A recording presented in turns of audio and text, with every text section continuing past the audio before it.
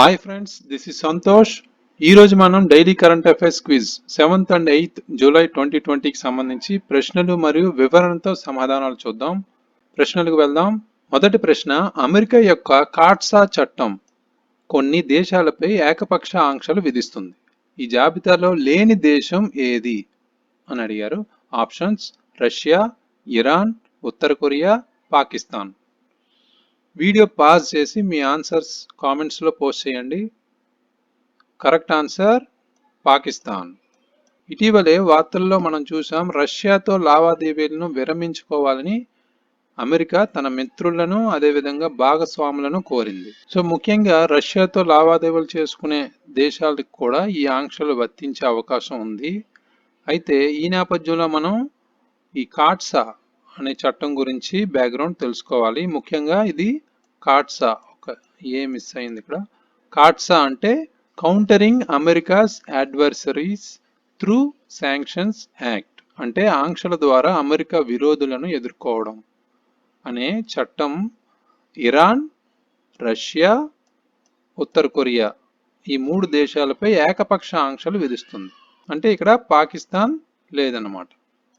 So అదేవిధంగా ముఖ్యంగా ఇది రష్యా రక్షణ రంగంతో వ్యాపార లావాదేవీల్లో పాల్గొనే వ్యక్తులను మంజూరు చేయడం ద్వారా రష్యాను శిక్షించడానికి ఈ కాట్సాను రూపొందించింది అమెరికా అనేది. సో ఇది ముఖ్యంగా దీని ప్రధాన లక్ష్యం ఏంటంటే రష్యా ప్రభుత్వానికి ఆదాయం రాకుండా నిరోధించడం. ఈ లక్ష్యం గుర్తుపెట్టుకోండి, చాలా ఇంపార్టెంట్. తర్వాత ప్రశ్న, ప్యారిస్ వాతావరణ ఒప్పందం అనేది ఏ సంవత్సరంలో సంతకం చేయబడింది? ఆప్షన్స్: 2013, 2014, 2015, 2016. Correct answer 2015. ఇటీవలే ప్యారిస్ ఒప్పందంతో దేశాలు ఆర్థిక పునరుద్ధరణ ప్రణాళికలను ఎలా సమకూర్చుతున్నాయో అనే దానిపై ఈ దేశాల అభిప్రాయాలు తీసుకోవడానికి ఒక వర్చువల్ మినిస్టీరియల్ 4వ సమావేశం జరిగింది. సో ఈ సమావేశానికి ముఖ్యంగా యూరోపియన్ యూనియన్, అదేవిధంగా చైనా, కెనడా ఈ దేశాలు సహా అధ్యక్షులుగా ఉన్నారు. సో ఈ నేపథ్యంలో మనం ఈ ప్యారిస్ ఒప్పందం గురించి మనం బ్యాక్గ్రౌండ్ తెలుసుకోవాలి. ఇది 2015లో సంతకం చేయబడిన ఒక చారిత్రాత్మక అంతర్జాతీయ ఒప్పందం అని మనందరికీ తెలిసిందే. అయితే ఇది వాతావరణ మార్పులపై పోరాడే ప్రయత్నంలో ప్రపంచ గ్రీన్ హౌస్ గ్యాసెస్ అనేవి ఉద్గారాలను తగ్గించడానికి ఒక సాధారణ లక్ష్యాన్ని నిర్దేశించడంలో దాదాపు 200 దేశాలను ఏకతాటిపైకి తెస్తుంది. సో గుర్తుపెట్టుకోండి. తర్వాత ప్రశ్న, ఈ క్రింది వాటిలో సముద్ర చట్టం కోసం అంతర్జాతీయ ట్రిబ్యునల్ ను స్థాపించింది ఏది? Options: UNSC, UNCLOS, UNDP, UNESCO. Correct answer UNCLOS. మనం తరచుగా వార్తల్లో చూస్తుంటాం, మనకి ఇటలీకి మధ్య మరైన్ ఇష్యూ అనేది ఉంది, సముద్రానికి సంబంధించిన ఇష్యూ అనేది ఉంది. అది అంతర్జాతీయ ట్రిబ్యునల్లో ఇంకా పరిష్కరించకుండా అలాగే ఉంది.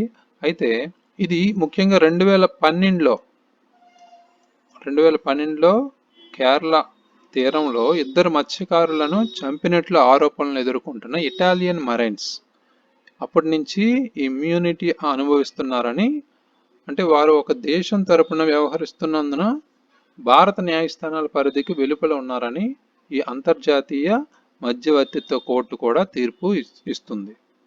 అంటే ఇక్కడ ముఖ్యంగా ఈ నేపథ్యంలో మనం పర్మనెంట్ కోర్ట్ ఆఫ్ ఆర్బిట్రేషన్ అనే దాని గురించి తెలుసుకోవాలి. అదేవిధంగా ఈ అన్క్లోజ్ అంటే United Nations convention on law of the sea అనే దాన్ని కూడా మనం బ్యాక్గ్రౌండ్ తెలుసుకోవాలి. దాంతోపాటు ఇది స్థాపించబడిన international tribunal for law of the sea అనేది కూడా మనం బ్యాక్గ్రౌండ్ తెలుసుకోవాలి. సో దీన్ని షార్ట్లో ఇట్లోస్ అంటారనమాట, international tribunal for law of the see.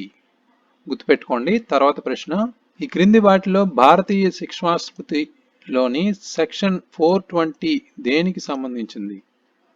Options రుణదాతల మధ్య పంపిణీని నివారించడానికి, నిజాయితీ లేని లేదా మోసపూరితమైన ఆస్తిని తొలగించడం లేదా దాచడం, తప్పుడు పరిశీలనలతో కూడిన బదిలీ దస్తావేజు యొక్క నిజాయితీ లేని లేదా మోసపూరిత అమలు, నిజాయితీ లేని లేదా మోసపూరితమైన ఆస్తిని తొలగించడం లేదా దాచడం, మోసం మరియు నిజాయితీగా ఆస్తి పంపిణీని ప్రేరేపించడం.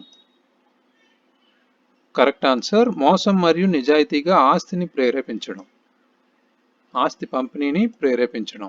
ఫోర్త్ ఆప్షన్ కరెక్ట్ అనమాట. ఈ ప్రశ్న బ్యాక్గ్రౌండ్ నుంచి రూపొందించబడింది.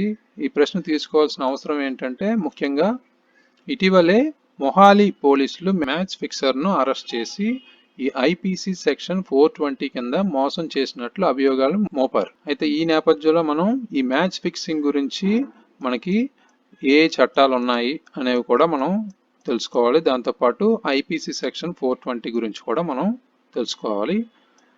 అయితే ఇక్కడ మ్యాచ్ ఫిక్సింగ్ గురించి చూసుకుంటే భారతదేశంలో స్వతంత్ర నేరం కాదు, మరియు దాన్ని కవర్ చేసే చట్టాలు కూడా ఇక్కడ లేవు మనకి. ముఖ్యంగా ప్రతి మ్యాచ్ ఫిక్సింగ్ మనం చూస్తుంటాం, కుంభకోణం, తర్వాత పరిశోధన చేయడం, న్యాయవాదుల సంస్కరణకు పిలుపునివ్వడం, సో ఇలా జరుగుతాయి కానీ ప్రత్యేకించి దానికి చట్టాలు అయితే లేవు. అలా కేసులు అలా పెండింగ్లో ఉన్నాయి. తర్వాత ప్రశ్న, భారతీయ శిక్షా స్మృతి మరియు ఇతర విధానం పరమైన చట్టాల నిబంధనలను సంస్కరించడానికి హోంమంత్రిత్వ శాఖ ఇటీవల ఏర్పాటు చేసిన కమిటీ ఏది? Options Malimath committee, Ranbir Singh committee, Madhav Menon committee, Sushant Singh committee. Correct answer Ranbir Singh committee. ఇది చాలా ఇంపార్టెంట్, ఇటీవలే తీసుకున్న నిర్ణయం కాబట్టి మనం ఫోకస్ చేసుకోవాలి. భారత శిక్షా స్మృతి మరియు ఇతర విధానపరమైన చట్టాలను సంస్కరించడానికి డాక్టర్ రణబీర్ సింగ్ నేతృత్వంలోని 5 సభ్యుల కమిటీని ఇటీవలే హోంమంత్రిత్వ శాఖ ఏర్పాటు చేసింది. అయితే ఈ నేపథ్యంలో మనం ఈ ఐపీసీ సెక్షన్స్ గురించి, ఐపీసీ సెక్షన్ ఎప్పుడు అమలు చేశారు? 1860లో. అదేవిధంగా ఇండియన్ ఎవిడెన్స్ యాక్ట్ గురించి కూడా మనం, ఇండియన్ ఎవిడెన్స్ యాక్ట్ ఇది కూడా ఈ చట్టాల్లో భాగమే. వీటిని కూడా విధానపరంగా సంస్కరించడానికి చూస్తున్నారు. ఇది 1872కి సంబంధించి. అయితే ఈ ఐపీసీ మరియు ఇండియన్ ఎవిడెన్స్ యాక్ట్ అనేవి ఇంపీరియల్ లెజిస్లేటివ్ కౌన్సిల్ అమలు చేసింది. అప్పటి నుంచి ఇవి వర్తించే సమాజానికి సమానమైన వేగంతో అభివృద్ధి చెందలేదు, అంటే అప్పటి నుంచి మార్పు లేవు. సో వీటిపై సంస్కరించడానికి చూస్తున్నారు. అయితే ఇంతకు ముందు మనం చూసుకుంటే 2003లో ఈ ఐపీసీ మరియు సిఆర్పిసికి సంబంధించి సంస్కరించడానికి మార్పులను మొదట సిఫార్సు చేయడానికి చేసిన కమిటీ ఏంటంటే ఈ మలిమత్ కమిటీ, గుర్తుపెట్టుకోండి. తర్వాత ప్రశ్న, భారతదేశంలో మధ్యాహ్న భోజన పథకాన్ని ప్రవేశపెట్టిన మొట్టమొదటి రాష్ట్రం ఏది? ఇలాంటి ఎప్పుడు మనకి క్వశ్చన్స్లో ఎక్కువ మొట్టమొదటి, ప్రపంచంలో మొట్టమొదటి కానీ దేశంలో మొట్టమొదటి కానీ ఇలాంటివి అడుగుతుంటారు, ఫోకస్ చేయండి. Options Odisha, Rajasthan, Tamil Nadu, Kerala. Correct answer Tamil Nadu. ఈ ప్రశ్న ముఖ్యంగా బ్యాక్గ్రౌండ్ నుంచి రూపొందించుకున్నాం, ఎందుకంటే ఇటీవలే మనకి కోవిడ్-19 సంక్షోభం వల్ల ఈ మిడ్ డే మీల్ స్కీమ్ అంటే మధ్యాహ్న భోజన పథకం అనేది ప్రభావితం చేస్తుంది, దానిపై కూడా ప్రభావం చూపుతుంది ఈ వైరస్ అనేది. సో దేశవ్యాప్తంగా నిరుపేద వర్గాల పిల్లల ఆహార భద్రతకు కూడా ముప్పు తెచ్చిపెట్టింది. సో ఈ నేపథ్యంలో మనం ఈ మిడ్ డే మీల్ స్కీమ్ గురించి మనం బ్యాక్గ్రౌండ్ తెలుసుకోవాలి. సో ముఖ్యంగా ఇది 1960 సమయంలో ఈ తమిళనాడులో మొట్టమొదటిగా ఇది ప్రవేశపెట్టారు, గుర్తుపెట్టుకోండి. తర్వాత ప్రశ్న, ఈ క్రింది వారిలో భారత గణాంకాల పితామహుడు అని ఎవరిని పిలుస్తారు? Options PV Narasimha Rao, M Visvesvaraya, MG Ranade, PC Mahalanobis. Correct answer PC Mahalanobis. ఇటీవల మనం వార్తల్లో చూసాం, వివిధ రకాలైన డేటా యొక్క ఖచ్చితత్వం, అంటే ఆర్థిక డేటా నుంచి ఇప్పుడు ప్రస్తుతం మనకి కోవిడ్-19 డేటా వరకు స్కానర్ కింద ఉన్నప్పుడు మహలనోబిస్ ఈరోజు సందర్భోచితంగా గుర్తుకొస్తారు, ఎందుకంటే అంత పర్టికులర్గా సర్వేలు కానీ ఈ స్టాటిస్టిక్స్ కానీ మహలనోబిస్కి మంచి పేరు ఉంది. సో ఈ నేపథ్యంలో మనం ఈ భారత గణాంకాల పితామహుడు మహలనోబిస్ గురించి బ్యాక్గ్రౌండ్ ద్వారా ఈ ప్రశ్న తీసుకున్నాం. ముఖ్యంగా ఇతను చాలా పెద్ద పెద్ద సర్వేలన్నీ చేశారు. అందులో భారతదేశంలో ముఖ్యంగా బెంగాల్ కరువు సర్వే, అదేవిధంగా భారతదేశం యొక్క ప్లాన్ మ్యాన్ అని కూడా ఇతన్ని పిలుస్తారు. సో గుర్తుపెట్టుకోండి. తర్వాత ప్రశ్న, ఈ క్రింది వాటిలో భారతీయ రైల్వేలను సంస్కరించడానికి ఏర్పాటు చేయబడిన ప్యానెల్ ఏది? Options: Anil Kakodkar panel, Bibek Debroy panel, MB Lal panel, AK Mathur panel. Correct answer Bibek Debroy panel. మనం ప్రస్తుతం చూస్తున్నాం భారతీయ రైల్వేలను సంస్కరించడానికి అంటే ప్రైవేటీకరణ చేయడానికి చూస్తున్నారు. సో ప్రస్తుతం మనకి కోవిడ్-19 మహమ్మారి సమయంలో ఈ షెడ్యూల్ ప్యాసింజర్ రైలు సేవలు స్తంభించిపోయాయి, మనకు తెలిసిందే. మరియు రైల్వే కార్మికుల కోసం ప్రత్యేకమైన వాటిని మాత్రమే నడుపుతోంది. సో ఈ నేపథ్యంలో రైల్వే బోర్డు దీర్ఘకాలంగా పెండింగ్లో ఉన్న ప్రణాళికతో ముందుకు సాగుతుందన్నమాట. అవే ప్రైవేటు రైలు కార్యకలాపాల కోసం ఈ తాత్కాలిక షెడ్యూల్ను నిర్దేశించింది. అదేంటంటే 151 ఆధునిక రైళ్లను ఉపయోగించి 109 మార్గాల్లో ప్రైవేట్ సంస్థలకు రైలు కార్యకలాపాలను ప్రారంభించే ప్రక్రియ అన్నమాట. ఇది ముఖ్యంగా మనం ఇదివరకు వీడియోలో డిస్కస్ చేసాం. 2023లో ప్రారంభించే అవకాశం ఉంది. సో గుర్తుపెట్టుకోండి. తర్వాత ప్రశ్న, 2020 ఆర్థిక సంవత్సరంలో కేంద్రం యొక్క స్థూల పన్ను ఆదాయంలో అంటే GTRలో రాష్ట్రాల వాటా ఎంత? ఆప్షన్స్: 32.4%, 36.6%, 38.2%, 40.5%. ఇలాంటి గణాంకాలు ఎక్కువ మనకి అడుగుతుంటారు ఏపీపీఎస్సి కానీ టీఎస్పీఎస్సిలో కానీ. సో గుర్తుపెట్టుకోండి. దీని కరెక్ట్ ఆన్సర్ 32.4%. ఈ కేంద్ర స్థూల పన్ను ఆదాయంలో రాష్ట్రాల వాటా అనేది ఫైనాన్షియల్ ఇయర్ అంటే ఆర్థిక సంవత్సరం 2019కి సంబంధించి మనకి ముఖ్యంగా ఇక్కడ 36.6% ఉండేది. అది ఇప్పుడు ఈ 2020కి వచ్చేసరికి ఇది 32.4%కి పడిపోయింది. సో ఈ నేపథ్యంలో మనం 14వ ఫైనాన్స్ కమిషన్ ఏం చెప్పారు అనేది కూడా మనం గుర్తుపెట్టుకోవాలి. 14 ఫైనాన్స్ కమిషన్ సిఫార్సు ప్రకారం మనకి స్టేట్స్ యొక్క వాటా 42% ఉండాలన్నది మనకు తెలిసిందే. ఇది కూడా ఇంపార్టెంట్ ప్రశ్న, గుర్తుపెట్టుకోండి. తర్వాత ప్రశ్న, గ్లోబల్ న్యూట్రిషన్ రిపోర్ట్ 2020 ప్రకారం క్రింది వాటిలో 5 ఏళ్ల కంటే తక్కువ వయసు ఉన్న పిల్లలలో మరణానికి ప్రధాన కారకం ఏది? ఆప్షన్స్: రక్తహీనత, పోషకాహార లోపం, క్షయము, పేదరికం. కరెక్ట్ ఆన్సర్ పోషకాహార లోపం. కోవిడ్-19 మహమ్మారి ముఖ్యంగా పిల్లలకు అదేవిధంగా పోషకాహార లోపంతో బాధపడుతున్న వారికి సరైన సంరక్షణకు భంగం కలిగించిందని ఇటీవలే యూనిసెఫ్ నివేదిక అనేది చెప్తుంది. సో దానికి సంబంధించిన ఈ గ్లోబల్ న్యూట్రిషన్ రిపోర్ట్ చూసుకుంటే 2020కి సంబంధించి 2017లో ప్రతి రాష్ట్రంలో 5 ఏళ్ల కంటే తక్కువ వయసు ఉన్న పిల్లల్లో మరణానికి పోషకాహార లోపం ప్రధాన కారకం అని చెప్తుంది.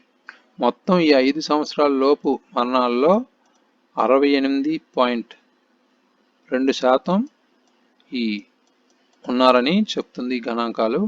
సో ముఖ్యంగా భారతదేశంలో తీవ్రమైన పోషకాహార లోపంతో 5 సంవత్సరాల కంటే తక్కువ వయసు ఉన్న పిల్లల కోసం కమ్యూనిటీ ఆధారిత కార్యక్రమం గురించి కూడా ఈ రిపోర్ట్ చెప్తుంది. సో గుర్తుపెట్టుకోండి. తర్వాత ప్రశ్న, 2018కి సంబంధించి నమూనా రిజిస్ట్రేషన్ సిస్టమ్ నుండి వచ్చిన కొత్త డేటా ప్రకారం ఈ క్రింది రాష్ట్రాల్లో పేలవంగా పనిచేసింది ఏది?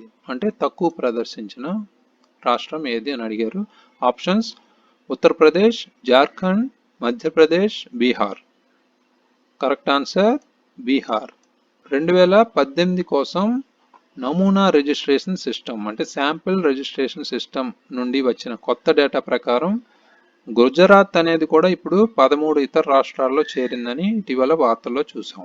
అయితే ఈ 2018 కోసం ఈ నమూనా రిజిస్ట్రేషన్ సిస్టమ్ యొక్క ముఖ్య ఫలితాలు గమనిస్తే మొత్తం చూసుకుంటే TFR అంటే టోటల్ ఫెర్టిలిటీ రేట్, అంటే మొత్తం సంతానోత్పత్తి రేట్ గురించి అనమాట. మొత్తం సంతానోత్పత్తి శాతం చూసుకుంటే భారతదేశం 2.2లో ఉంది. సో ఈ రేట్ 2.2 ఉంది భారతదేశంలో చూసుకుంటే. అతి తక్కువ ప్రదర్శన ఏంటంటే 2018కి సంబంధించి బీహార్ అనేది అతి తక్కువగా ప్రదర్శన చూపింది. అయితే ఇక్కడ 2018 నాటికి ఒక మహిళ తన జీవిత కాలంలో 3 పిల్లలను కలిగి ఉన్న ఏకైక భారత రాష్ట్రం ఏంటంటే బీహార్. సో ఇక్కడ ముఖ్యంగా కుటుంబ నియంత్రణ సంతానోత్పత్తికి సంబంధించి ఇంకా అభివృద్ధి చెందలేదని ఈ నివేదిక చెప్తుంది. తర్వాత ప్రశ్న, దేహింగ్ పట్కాయ్ వన్యప్రాణుల అభయారణ్యం అనేది క్రింది ఏ రాష్ట్రంలో ఉంది? Option Sikkim, Jammu Kashmir, Assam, Mizoram. Correct answer Assam. ఇటీవలే అస్సాం ప్రభుత్వం దేహింగ్ పట్కాయ్ వన్యప్రాణుల అభయారణ్యాన్ని జాతీయ ఉద్యానవనంగా అప్గ్రేడ్ చేయాలని నిర్ణయించింది. సో ఈ నేపథ్యంలో మనం ఈ ప్రశ్న తీసుకున్నాం. ఇలాంటివి అప్పుడప్పుడు మనకి అడుగుతుంటారు ప్రశ్న రూపంలో లొకేషన్ అనేది.